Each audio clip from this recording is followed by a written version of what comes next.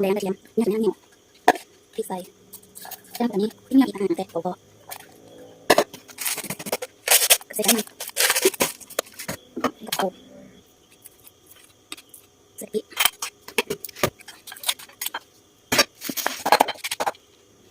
ตัวไป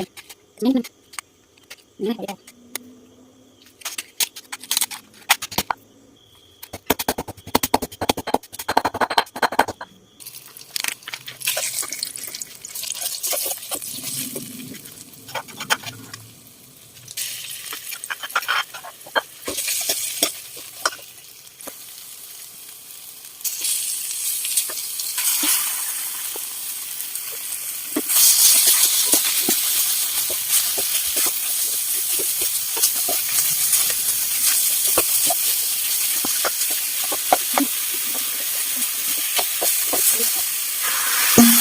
นี่มันน่า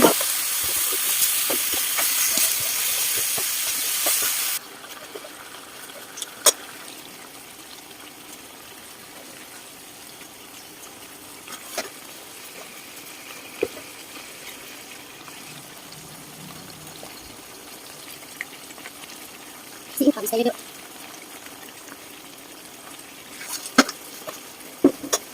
ซอสปลาเขียวใส่2 ทัพพีซีอิ๊วดำต้องใส่เดี๋ยวหอม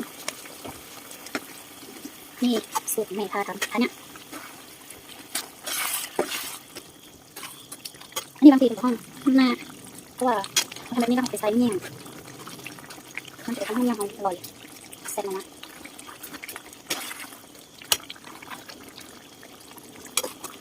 ต้องทำมะเขือส้มนี่มันเละ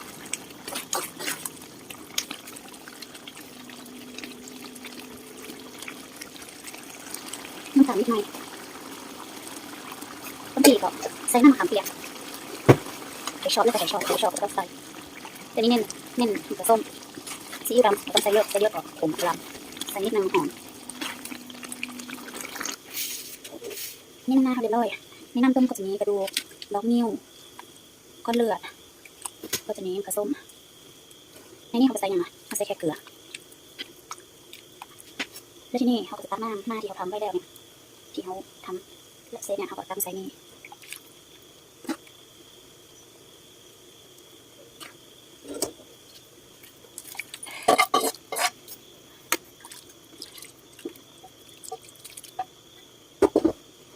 แล้วเนี่ยเขาก็จะมีสีสวย